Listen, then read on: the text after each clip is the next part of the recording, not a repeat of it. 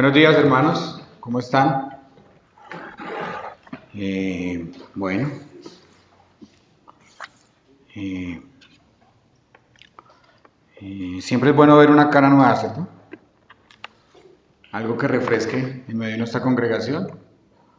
Y estoy convencido de que para que las cosas funcionen y hayan más hombres valientes que se paren a hacer acá esto, necesitamos discipular. Es la única manera. Camilo pasó por dos discipuladores, pasó por Sergio y pasó por mí. Tuvo caídas, tuvo indisciplina, fue terco, trasegó por el mundo, ¿cierto, Camilito? El Señor permitió que yo lo tomara, recibió la disciplina del Señor y tal vez eh,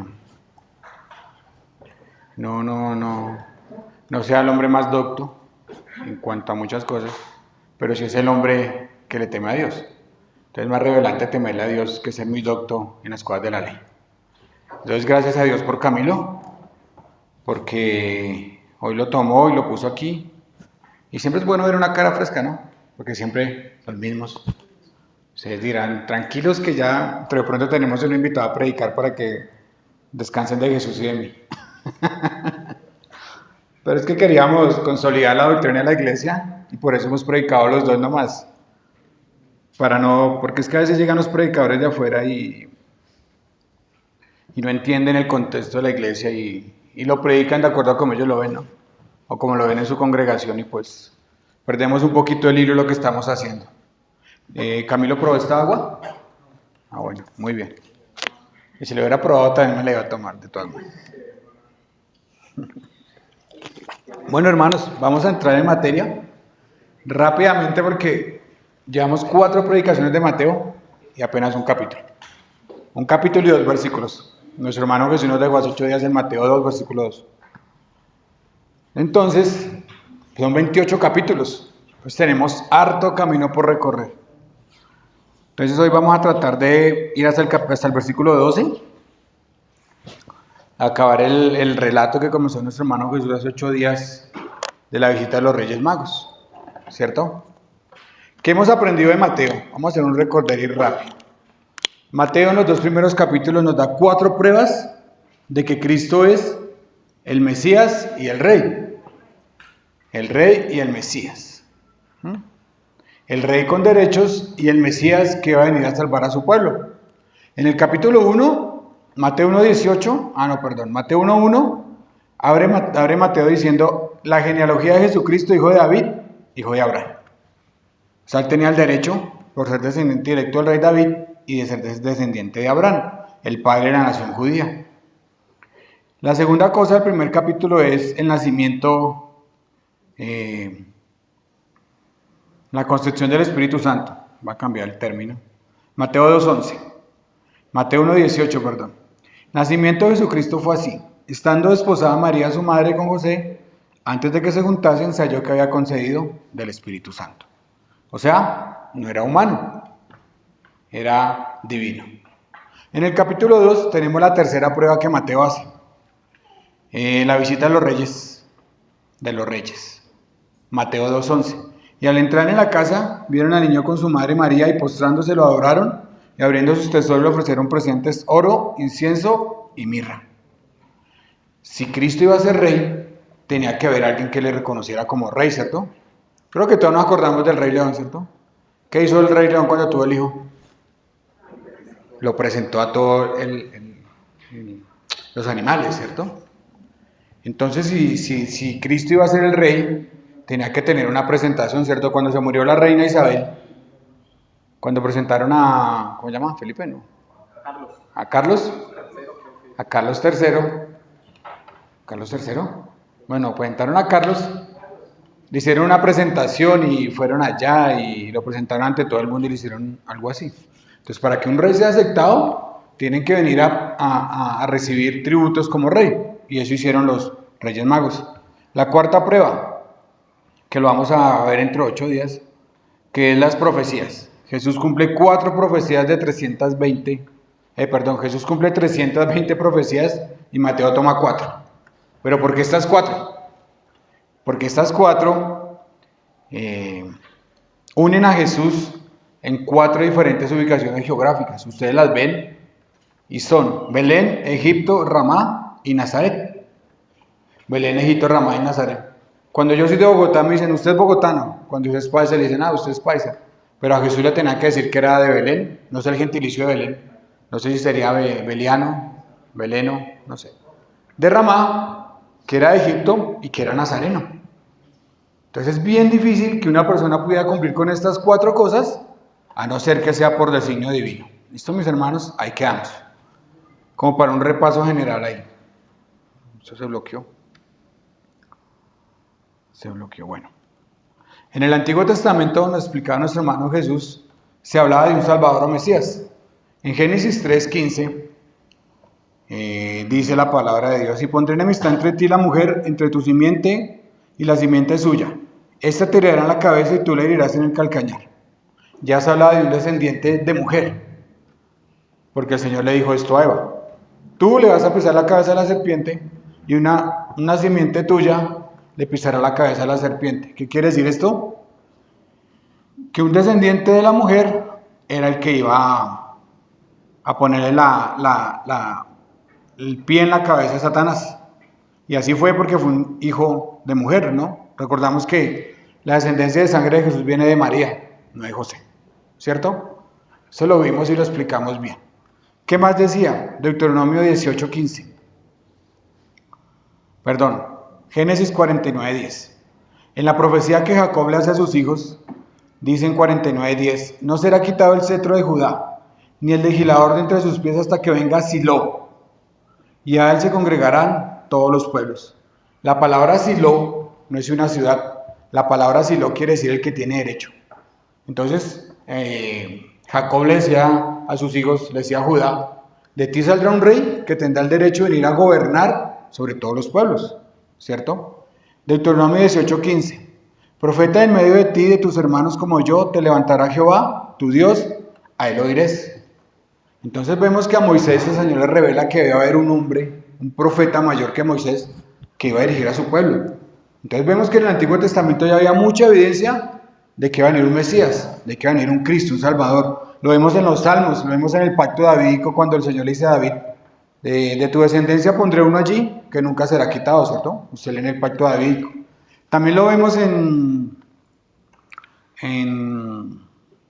los profetas. Isaías dice 7:15, 9:10, 9:7, en los libros como Zacarías, Ezequiel, bueno, en toda la Biblia hay tipos de Cristo. Y esto que daba a entender que Dios enviaría un rey a salvar a Israel.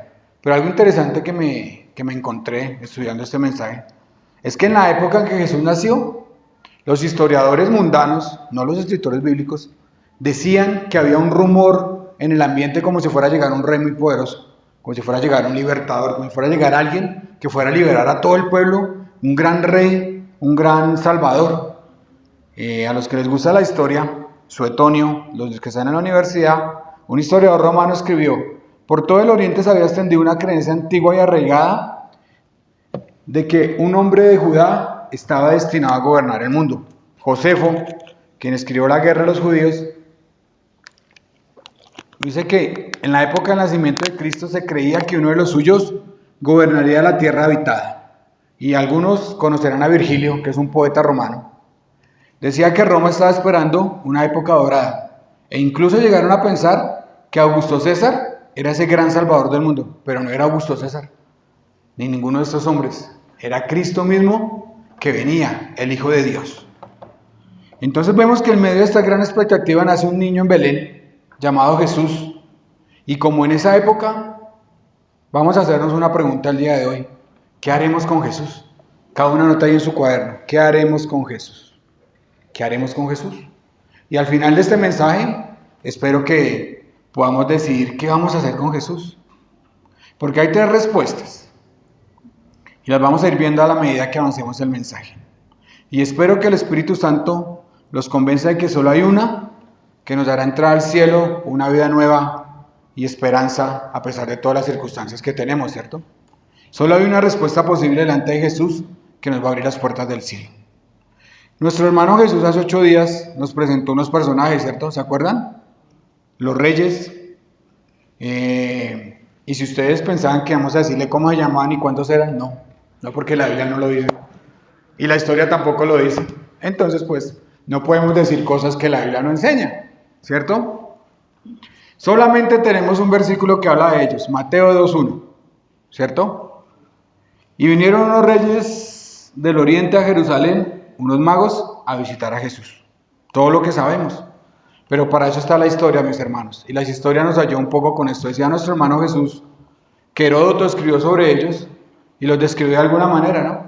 Que eran hombres sabios del oriente que mezclaban astronomía con astrología. Bueno, eran muchas cosas. ¿Pero por qué 3? No se han preguntado. Acá Camilo dijo, son 3. ¿Y por qué 3?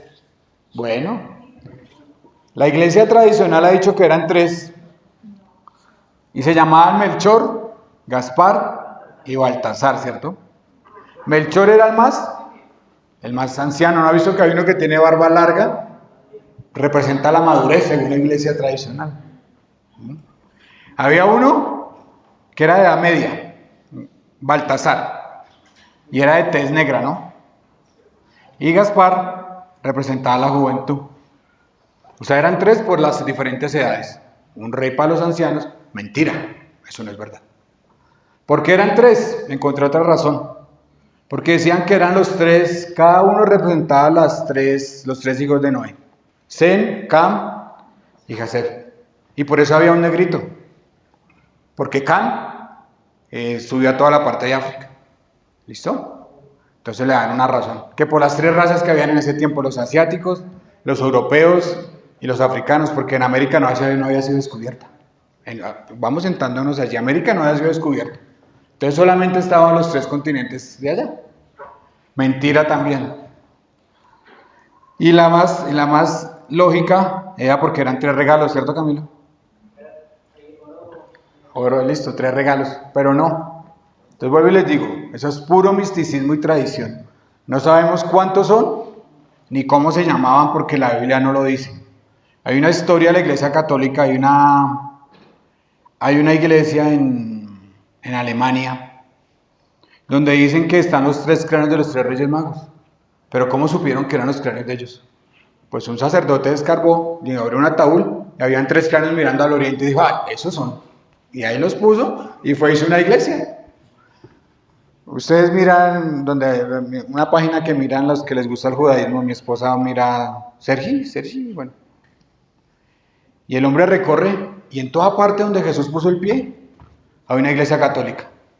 Está la iglesia de la Natividad, la iglesia de la Ascensión, la iglesia de los caídos, cuando se cayó 3 veces, cuando le cayó la cruz. ¿Saben dónde no han podido hacer una iglesia? Donde Jesús caminó sobre el agua. Porque les es imposible, si no allá hubieran hecho una. Seguramente allá en la mitad del mar de Galilea ya hubieran hecho una iglesia. Porque es que les gusta adorar a la creación y no al Dios de la creación, mis hermanos. Entonces, volviendo al punto, son puros mitos. Nada nos dice quiénes eran ni cómo se llamaban. El hermano Jesús también nos habló de Herodes.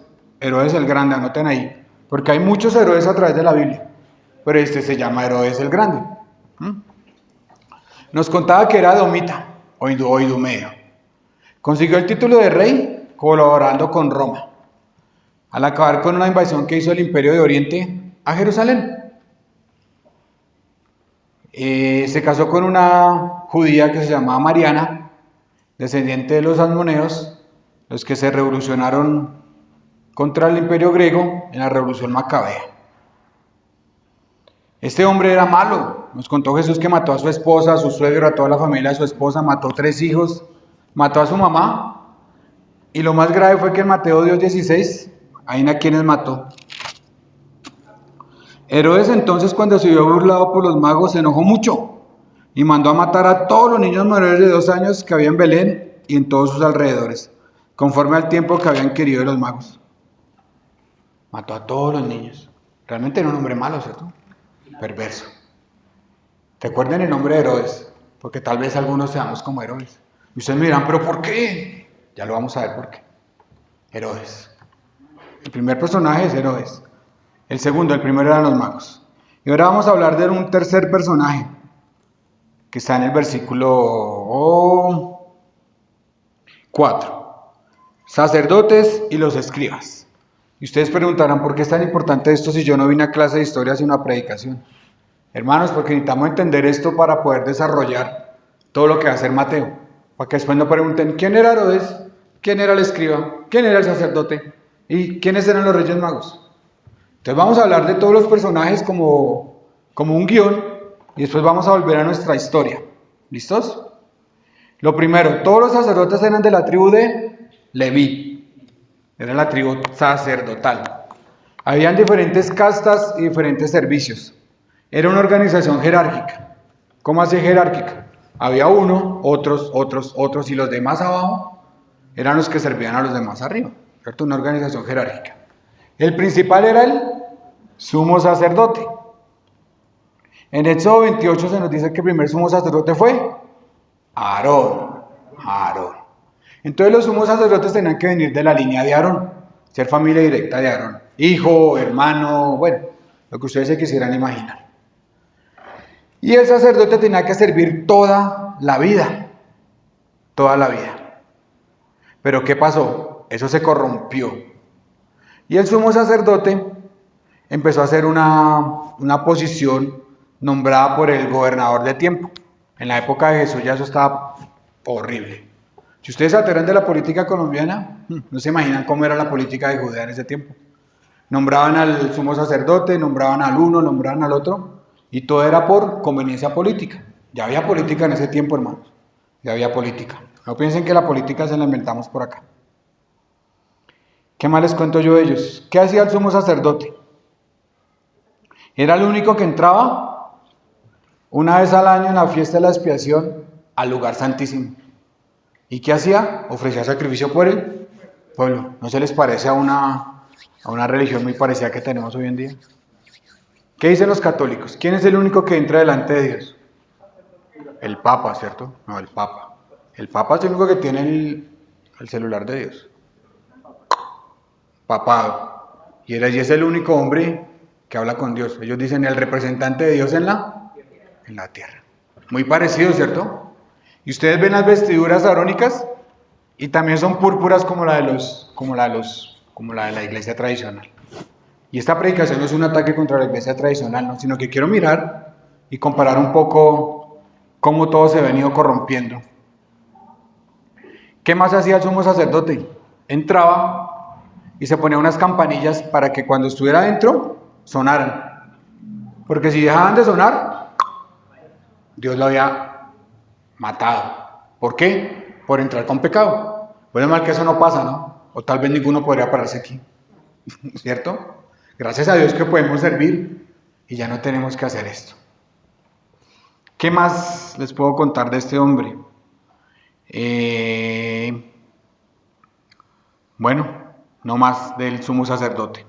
En un cargo político, los gobernadores nombraban al sumo sacerdote según su conveniencia. ¿Y por qué digo esto? ¿Cuántos sumos sacerdotes juzgaron a Jesús? Anás y Caifás. Buena, Carlos. Anás y Caifás. 2 sumos sacerdotes. Y supuestamente esto le debería haber 1. Pero entonces ya se venía corrompiendo esto.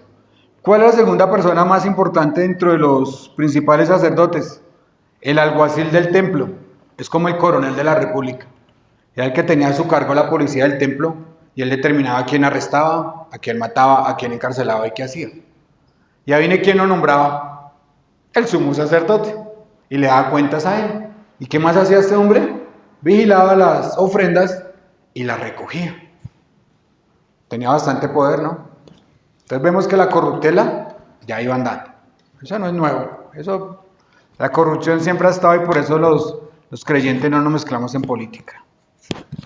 No que no podamos votar, sino que no aspiramos a cargos políticos. ¿Listo? ¿Qué más? Sigamos. Después de ellos, habían otros que se llamaban el Sanedrín. Lo hemos escuchado, ¿cierto? Eran 70 hombres más uno. ¿Y quién lideraba esos 70? El sumo sacerdote. ¿Y quiénes eran los 70? No los que más se sabían la ley ni los más buenos, no. Eran los más ricos y los más influyentes. ¿Algo diferente a lo que pasa en la política tradicional? No. Allá estaban por palancas. 70 hombres con palancas. Tenían poder político y religioso. Una mezcla bastante difícil, ¿no? Bastante compleja. Tenían todo el poder. ¿Qué más les puedo decir de ellos? Los romanos permitían que a los pueblos conquistados seguir con sus formas de gobierno y su religión si esto no iba en contra de los intereses de Roma. Entonces por eso los judíos tenían su propia religión y su propio sistema de gobierno. Y Roma nunca trató de quitárselo. Hasta el año 70 cuando pusieron muy canzones y el Tito Vespasiano los exterminó a todos. Después de ellos, de los sanedrines, venía otra élite que eran los principales sacerdotes. Como, ¿se acuerdan de Juan 3? El que habló con Jesús, ¿cómo se llamaba? Nicodemo. Él era rico y era influyente. Y de todos los 70, junto con Simón ¿con quiénes fueron a llevar las especias? Se me están olvidando las cosas. Había otro hombre que decidió ir a llevar las especias con Nicodemo. ¿Alguien se acuerda el nombre? ¿No? Bueno, se los dejo de tarea. Solamente 2 hombres creyeron en Cristo de toda esa cantidad. Después de ellos venían los sacerdotes comunes y corrientes, que eran 18,000. ¿Y qué hacían ellos? ¿Se acuerdan de Zacarías, el papá de Juan el Bautista? Ese era uno de ellos. Y él trabajaba, era por decir, tenía un negocio de chorizos como yo. Y una vez a la semana se iba para el templo y servía en el templo. Robert, Jesús, cada uno tenía su oficio y una vez al año iba y servía. Y debajo de ellos, ahí estaban los levitas. Los que no tenían ninguna ascendencia, ni como decía Camilo, sangre azul, no tenían nada. Eran simples descendientes de Leví. ¿Y qué hacían ellos? Lo que hacen aquí, Katika y Brian. Cantaban. Servían en el templo cantando. ¿Y por qué es tan relevante esto? Porque ¿con quién más fue con los que peleó el Señor Jesús? ¿Quién se acuerda? Con los fariseos. Lean Mateo 23. ¿Qué hace el Señor con los fariseos y los escribas? Los condena directamente. Es la primera vez que el Señor condena directamente. Dice, ay de ustedes fariseos y escribas, porque no permiten que la gente entre al cielo, sino lo destruyen. Porque el Señor nunca condenó a nadie. Ustedes ven cuando habló con la samaritana, con Nicodemo, nunca les dijo directamente su pecado, pero a ellos sí. Entonces era un grupo bastante indiferente, por decirlo de alguna manera. Y ese no es el segundo grupo, porque tal vez habemos algunos que somos como los sacerdotes, y como los principales y como los escribas. Sabemos todo, pero no queremos recibir a Jesús. ¿Qué más les cuento?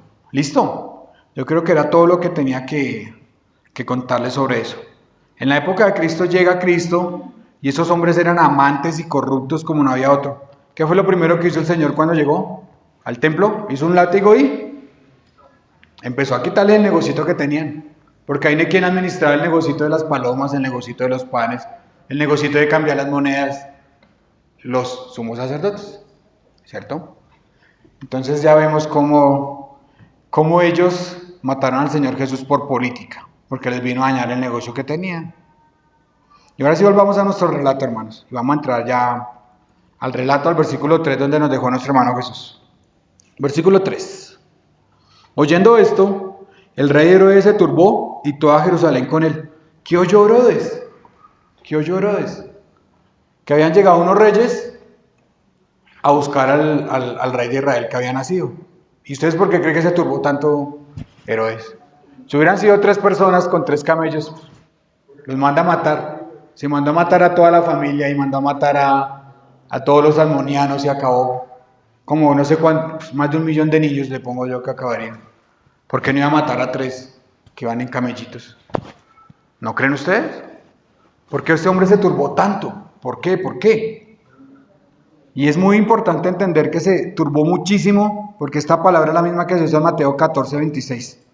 Y los discípulos, viéndole andar sobre el mar, se turbaron, diciendo, un fantasma, y dieron voces de miedo. Entonces realmente estaba asustado, porque tenía la misma sensación de cuando uno ve un fantasma. Bueno, yo nunca he visto uno. Pero es un susto terrible, ¿no? Ver algo sobrenatural. ¿Sí? ¿Qué le pasó a los que vieron la gloria de Dios? Decía, yo caí como muerto, dijo Juan. Entonces eso sintieron ellos, sintió Herodes. Entonces los magos no eran simplemente tres ancianos que llegaron allá con regalos. Eran los magos, como nos decía Jesús, no son los magos de Harry Potter, ni los magos Fabriani que sacan el sombrero, no. Los magos eran una tribu sacerdotal del oriente. ¿Y qué hacían ellos? ¿Se acuerdan del imperio Meda, del imperio persa, del imperio babilónico? Hablen de Daniel, hablen de los tres muchachos que fueron cautivos, hablen de Asiria, bueno, hablemos de todo esto. Entonces, ¿qué eran ellos? Eran hombres que nombraban reyes y eran los más importantes en el imperio medio y persa y siguieron siguiendo con su importancia en el imperio babilónico, griego y romano, que son los 4 imperios que han habido en el mundo, ¿no? Estos magos eran tan importantes, hermanos, que promulgaban leyes que no se podían romper. Vayamos a Daniel 6:8. Ahora, oh rey, confirma el edicto y fírmalo, para que no pueda ser revocado, conforme a la ley de Media y de Persia, la cual no puede ser abrogada. Entonces, ¿eran importantes? Claro que sí, eran los que hacían las leyes. Y no había ningún rey en el imperio del oriente que se pudiera subir al trono si no se sabía las leyes de los medos y los persas, las leyes de los magos. Esther 1:19. Si parece bien al rey, salga un decreto real de vuestra majestad y se escriba ante las leyes de Persia y de Media para que no sea quebrantado. O sea que lo que hacían los magos, se hacía o se hacía. Entonces ya entendemos por qué Herodes estaba tan asustado. Ustedes imagínense que yo estuviera aquí predicando y por allá dijera Toño, llegó el nuevo pastor de Torre de Refugio. Acá yo me asustaría, yo diría, uy, pero ¿cómo así si es que a mí no me han avisado que me van a quitar la coloca? Eso sintió Herodes. ¿Herodes qué título tenía? Rey de los judíos. ¿Y los magos qué dijeron? Venimos a ver al rey de los judíos que ha nacido en... Imagínense, y el man le invirtió plática a eso porque tuvo que conseguir ejército. Tuvo que ir a Roma a decirle a los romanos, vengan por favor, déjenme en ese puestico que yo lo quiero. Entonces el man se turbó y dijo, uy no, va a quedar sin coloca. Imagínense ustedes, como si cada uno de ustedes llegara al trabajo y dijera, no, es que mire, va a entrar el nuevo, o sea, Robert, la nueva persona que, y usted, uy, pero ¿cómo así si a mí no me avisaron? Entonces uno, ¿qué siente? Miedo, uno queda, ¿y ahora qué hago? Tengo que pagar el arriendo mañana, y tengo que hacer esto. Entonces, hermanos, eso sintió Herodes, que le iban a quitar el puesto de trabajo. Pero ¿qué más vamos a buscar lo más atrás que podamos a estos hombres? ¿Listo? Daniel 2:48. ¿Quién se acuerda de la historia de Daniel? ¿Quién se acuerda? Daniel, ¿qué don le dio Dios? Interpretarlos, ¿cierto? Y él interpretó un sueño al rey, ¿cierto? Y en 2:48, ¿qué le dijo el rey? Entonces el rey engrandeció a Daniel y le dio muchos honores y grandes dones. Y le hizo gobernador de toda la provincia de Babilonia y jefe supremo de todos los sabios de Babilonia. ¿Ustedes por qué se imaginan que los de Oriente sabían que iban a ser un rey? Van pensando en Daniel. ¿Qué objeto cumplió Daniel allá? ¿Será que solamente fue cautivo porque Dios quería castigar a su pueblo? Pensemos más allá. ¿Qué más les digo que pasó con Daniel? Los sabios lo querían mucho.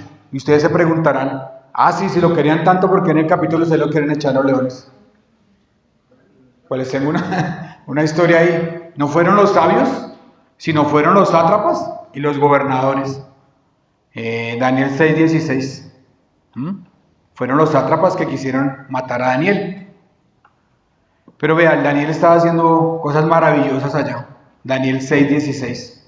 Entonces el rey mandó y trajeron a Daniel y le echaron en el foso de los leones y el rey dijo a Daniel, el Dios tuyo, a quien tú continuamente sirves, él te libre. ¿Se imagina el testimonio de Daniel? Que hasta el rey ya decía que el Dios de él, a quien continuamente sirve. ¿Y cómo nos va con esto, mis hermanos? ¿Será que somos testimonio de Dios en el trabajo? ¿En la universidad? ¿En el colegio? ¿En el barrio? O dicen, uy, allá va el cristiano hipócrita. Ese que, panderea tú, leyendo Biblia, leyendo todos los domingos, y acá no le aguanta a nadie. ¿Cómo nos va con eso? ¿Será que somos testimonio como Daniel? ¿Será que podemos ser como Daniel? Yo creería que sí. Pero miren cómo el rey quería a Daniel. Daniel 6, 25, 27. Entonces el rey Darío escribió a todos los pueblos, naciones y lenguas que habitaban en toda la tierra: paz os sea multiplicada. De parte mía es puesta esta ordenanza, que en todo el dominio de mi reino todos teman y tiemblen ante la presencia del Dios de Daniel, porque Él es el Dios viviente y permanece por todos los siglos, y su reino no será jamás destruido y su dominio perdurará hasta el fin. Él salva y libra y hace señales y maravillas en el cielo y en la tierra. Él ha librado a Daniel del poder de los leones. Maravilloso, ¿no? ¿Cómo Daniel pudo afectar grandemente al rey y a todos los que estaban allí? ¿Y cómo lo hizo? ¿Será que Daniel habló mucho? Testimonio, ¿cierto? Vamos a aprender dos cosas aquí. Primero, Dios cumpliendo su propósito. ¿Cuántos años pasaron entre Daniel y la venida de Jesús? ¿500? ¿Cuándo llegaron cautivo a Babilonia? ¿480? Antes de Cristo. Y póngale unos añitos, 500 años. Y Dios ya estaba preparando a unos hombres sabios para que vinieran a adorar a su Hijo. ¿No les parece maravilloso?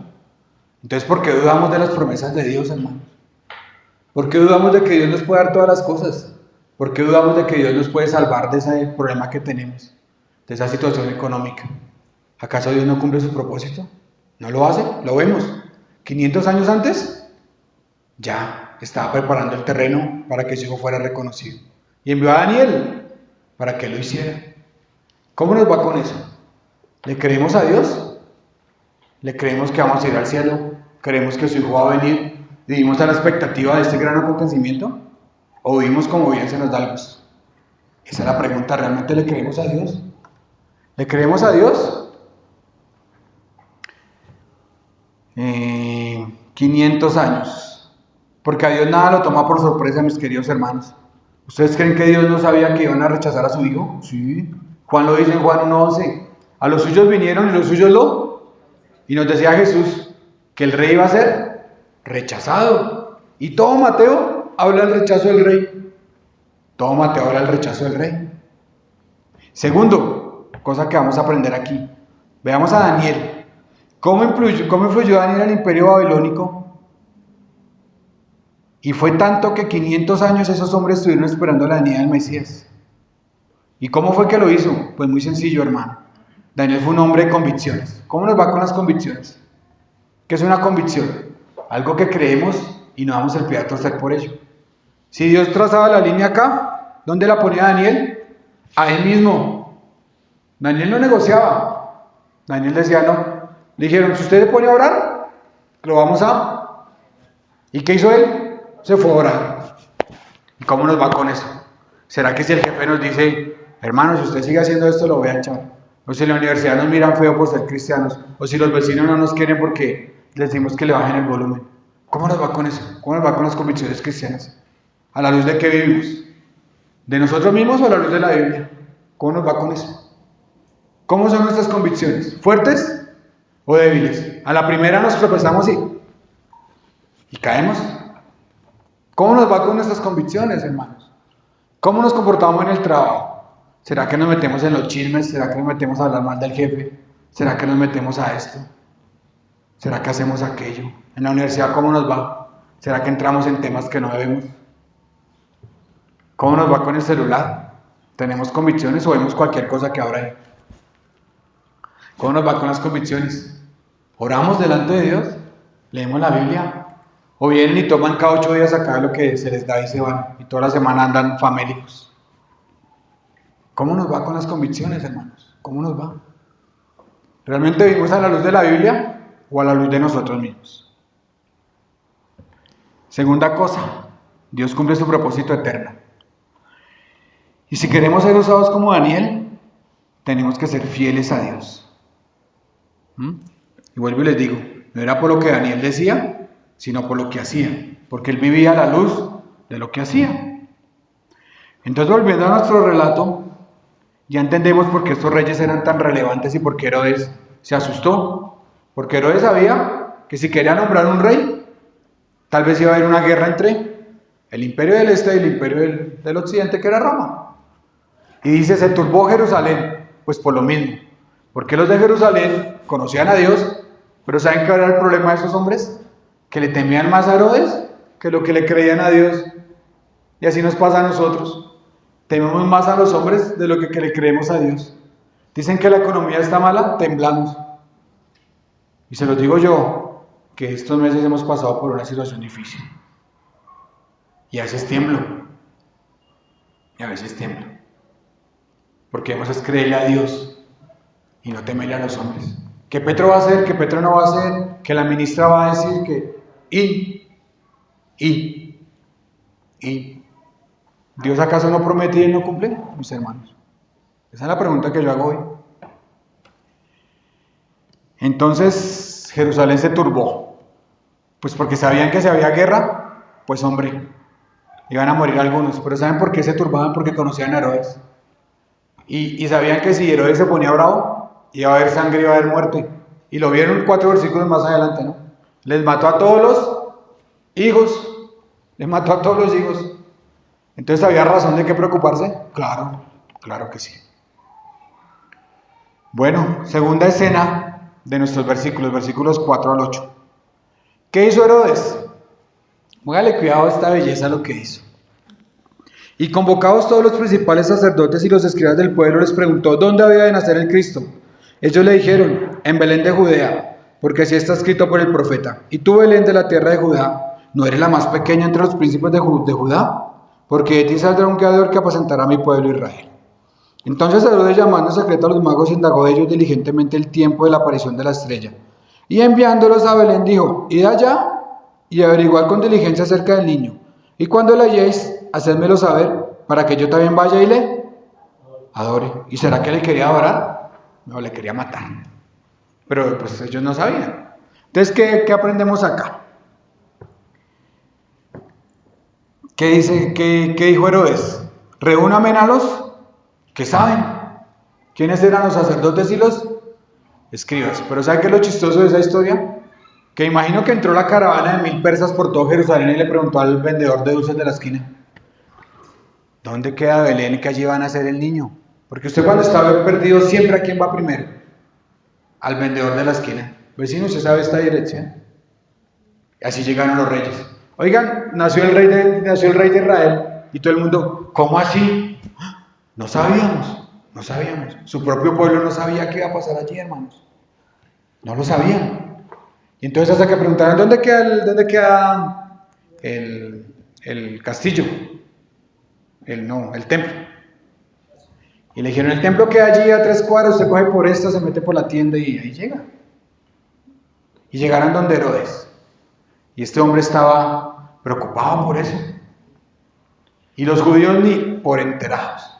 Y tanto que leían la escritura, y tanto que leían la Torá, y tanto que leían, y leían, y leían. ¿Y de qué les sirvió? De nada. No les sirvió de nada. Entonces, esa es la teología para los teólogos. ¿Listo, hermanos? Vamos avanzando un poquito. Entonces llegan ellos, pero los sacerdotes y los escribas son indiferentes. Conocían toda la historia, pero no le importaba que iban a ser el rey. Les daba lo mismo. Y también hay cristianos que son así. Conocen toda la teología, todo lo saben, pero no quieren adorar a Dios ni a su Hijo Jesucristo. Viven vidas tibias. ¿Y qué dice la palabra de Dios de los tibios? Los vomitaré de mi boca. Por lo menos Herodes decía, yo lo odio y lo quiero matar.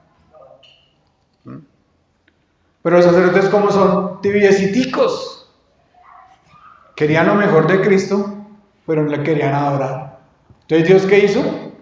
Usó unos magos de Oriente, unos gentiles, para que vinieran a adorar a sus hijos. ¿Qué más hizo Herodes?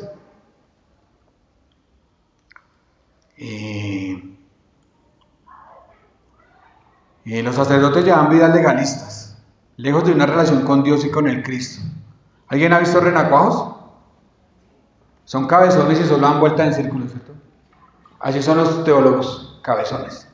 Y den vueltas, y den vueltas. Y no avanzan ni dejan avanzar, ¿cierto? Lo más importante de la vida cristiana, como decía Camilo, es vivir una vida obedeciendo a Dios, cueste lo que nos cueste. Cueste lo que nos cueste, decía nuestro hermano. Tener todo por basura con tal de ganar a Cristo. ¿Qué más vemos de Herodes? Una actitud hipócrita, queriendo saber dónde estaba el niño para matarle. ¿Y sabe qué hizo Herodes? ¿Qué usó? ¿Qué usó de Herodes? La profecía de Miqueas, la misma palabra de Dios. Y hay cristianos y hay hombres que se dicen ser cristianos que usan la palabra de Dios para beneficio propio. Y hay cristianos que usan versículos para manipular a sus esposas, a sus esposos, a sus hijos, a sus papás, a su jefe, a su empleado. Entonces cogen versículos y los sacan de contexto por volverle un pretexto. Entonces dicen, si tú no te portas bien, vea, la Biblia dice. Y si tú no haces esto, mira, es que la Biblia dice que tú tienes que hacer esto. Y comienza una manipulación. ¿Y la Biblia es para eso, mis queridos hermanos? No. ¿Qué más hacen los hombres pecadores cuando quieren usar la palabra de Dios para sus bienes? Inventan cosas que no están en la Biblia.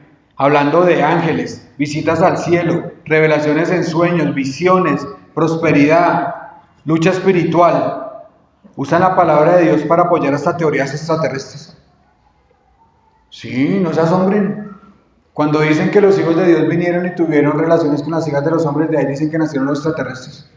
Ahí les cuento. Hasta ese punto ha llegado la maldad. ¿Y saben qué hacen esos hombres? La obra de Satanás. Alejando a la gente de Cristo para que no encuentren salvación, mis hermanos. Entonces tengan cuidado con lo que leen y con lo que oyen. Tengan cuidado con estar viendo mucho alienígenas ancestrales. Porque resultan convencidos porque algunos usan la Biblia. Algunos usan la Biblia y es impresionante. Es impresionante. Hacen la obra de Satanás y alejan a la gente de la salvación porque solo hay un Salvador que se llama Cristo. 1 Timoteo 2:5. Porque hay un solo Dios, un solo mediador entre Dios y los hombres, Jesucristo, hombre. Jesucristo, hombre. Pasemos al tercer acto de nuestra predicación de hoy. Versículos 9 al 12. Ellos, habiendo oído al rey, se fueron, y aquí la estrella que habían visto en el oriente iba delante de ellos hasta que llegando, se detuvo donde estaba el niño.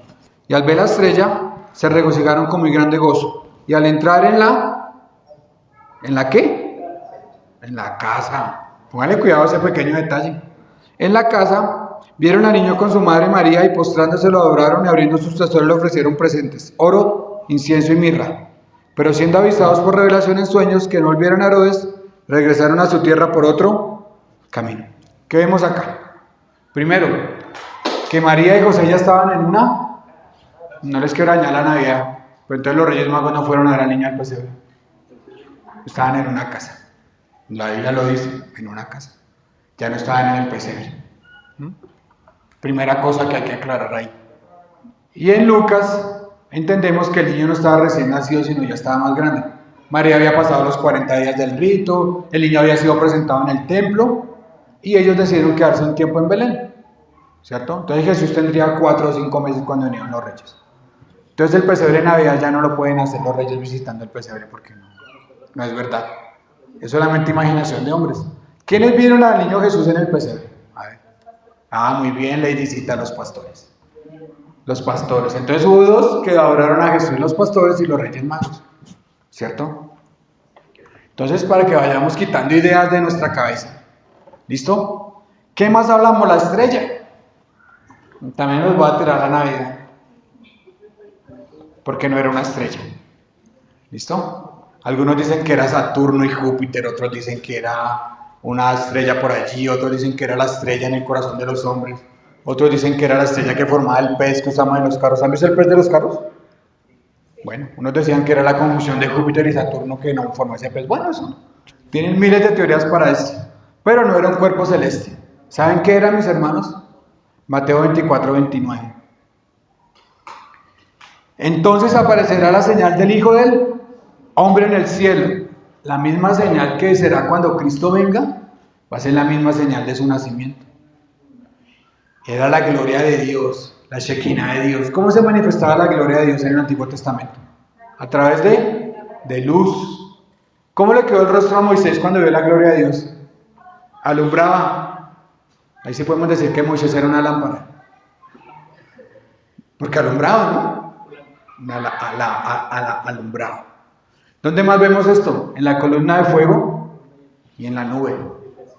¿Cierto? ¿Dónde más lo vemos? Cuando Cristo se transformó, transfiguración, perdón. ¿Qué salió de él? Luz radiante.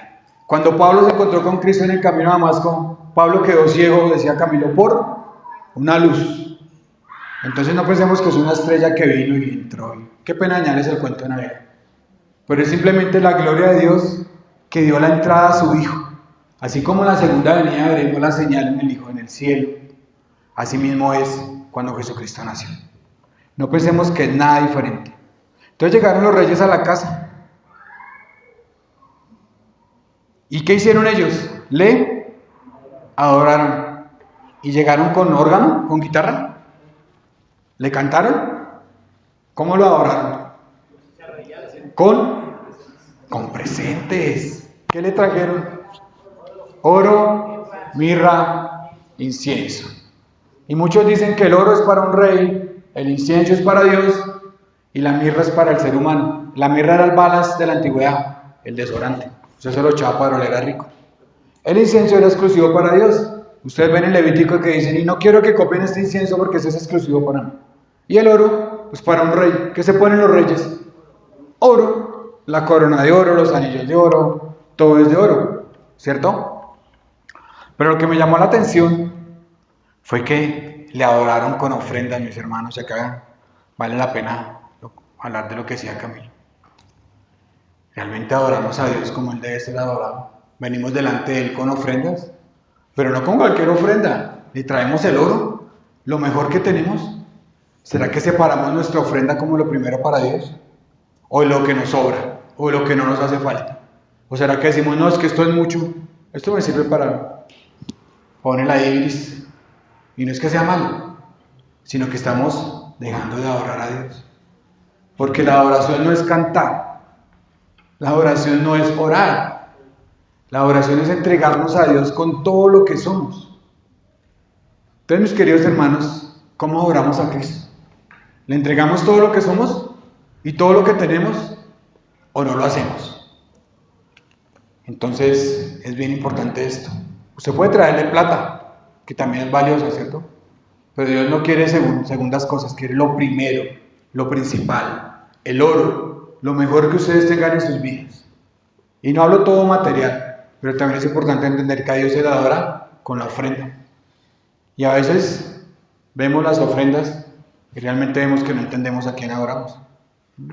Estamos lejos de darle a Dios las primicias. Estamos lejos ni siquiera de darle a Dios el diezmo.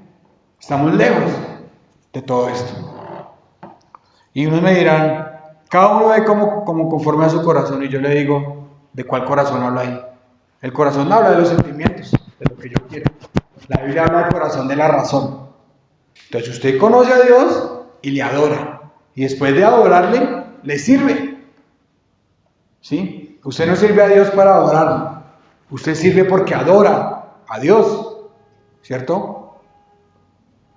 Y eso hacemos los que nos paramos acá. Yo no preparo sermones para ustedes, yo preparo sermones para la gloria de Dios. Porque tal vez no les guste. Pero yo no lo hago para ustedes, mis queridos hermanos, lo hago para la gloria de Dios. Y si usted no sirve para la gloria de Dios, no ha entendido qué es adorar. Si usted adora para que lo vean haciendo algo en la iglesia, está equivocado. Si usted sirve por estar ocupado, está equivocado. Usted necesita adorar a Dios, conocerlo. La palabra adorar es proscuneo, que quiere decir besarle los pies. Eso es la adoración. Y lo adoramos con lo que somos y con lo que tenemos. Si no entendemos esto, estamos lejos de adorar realmente a Dios. Entonces, les animo a que evaluemos si realmente estamos adorando a Dios o solamente lo estamos mirando de lejos. Regalos para un rey, ya lo vimos. Listo, hermanos, vamos a la conclusión de este sermón. Vimos 3 grupos de personas, ¿cierto? 45 minutos, no me demoré más. Vemos a 3 grupos de personas. A Herodes, que odiaba. Si de pronto hay un grupo que odia a Dios, hoy le invito a que se reconcilie. Y ustedes me dirán, no, pues es que yo no odio a Dios. No, pues es que yo no peleo con Dios. No, pero el problema es que Dios está irado contra aquellos que no hacen su voluntad. ¿Cierto? ¿Y cómo odiamos a Cristo? Cuando no queremos que se meta en nuestra vida. Cuando no queremos abandonar nuestro pecado porque Él lo dice. Cuando queremos seguir en nuestras pasiones, en nuestras concupiscencias. Cuando queremos hacer lo que se nos da el gusto. Cuando no lo reconocemos como Señor y Salvador. Odiamos a Cristo. Realmente lo estamos odiando. Porque no, Cristo no se meta en mi vida. ¿Y qué hace la gente del mundo? Anula a Cristo y a Dios de la ecuación. Y dicen que no existe para no tener que darle cuentas a nadie. Y entregarse a sus perversiones, a sus pecados, a la inmundicia de sus corazones. Si estás allí, te invito a que recapacites hoy y te pongas en lugar de los magos. El segundo grupo, los sacerdotes, ¿cierto? ¿Y ellos quiénes eran?